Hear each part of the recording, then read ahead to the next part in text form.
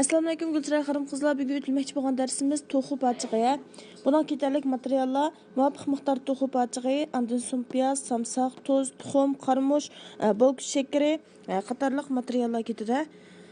Biz oldi bilan to'xu parchig'ini shundaq uyabiyalarni tilib tayyorlab olamiz. Andin so'm piyozni shunda cho'ng-cho'ng olib to'g'rab tayyorlab olamiz. Andin samsoqni ushaq chanab tayyorlab olamiz yoki qiyma qilish mashinasida ezib olsanglar bo'ldi. Şu go'shtning ustiga lamsasanlar bo'ldi, samsoq, so'm piyoz qatorliqlarni. Andin az miqdorda tuz solamiz hamda muvofiq miqdorda mush go'shtga tetig'idagi holatda tuz solamiz, bak jiqmi savatmaymiz. Andin bir tal tuxumni chaqamiz.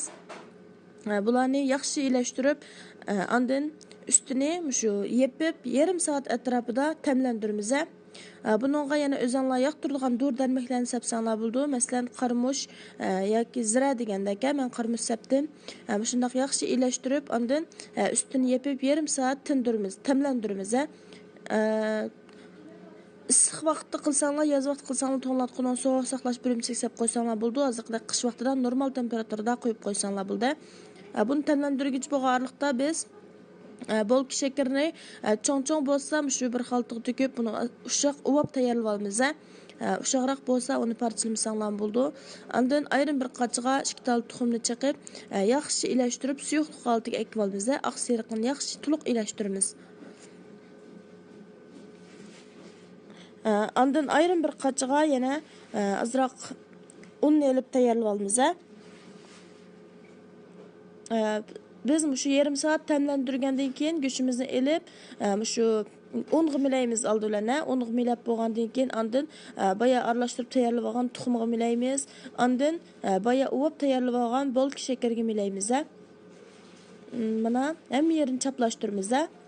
Andin buni shu duxovkamizningki pangisiga, lisiga, ostiga shu yaltiroq qog'ozlar bo'lsa shuni qo'yinglar. Agar u bo'lmay qolsa, may qog'oz qo'ysanglar bo'ldi.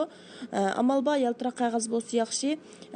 Andin lisimizga mushtarak tizib, qizitilgan duxovkada 170 gradusda 25 minut atrofida ya'ni qizartib pishirib olsak bo'ldi. Bu o'zi shunchalik yeyishlik, bolalarmi, cho'nglarmi hammamiz amroq bo'lgan to'xu go'shti tayyor bo'ldi. Endi pishgandan keyingi altini ko'rib boqayli. Taxminan shu 25 minutdan 35 minutgacha oralig'da pishirib olsanglar bo'ldi. Odatda duxovkada kebab pishirsanlar, necha gradus tanshab pishirsizlar, shuni qarta tangsanglar bo'ldi. Duxovkaning graduslari bir-biriga o'xshamaydi. Mana to'xu go'shtimiz pishib tayyor bo'ldi. Qaranglar, shunchalik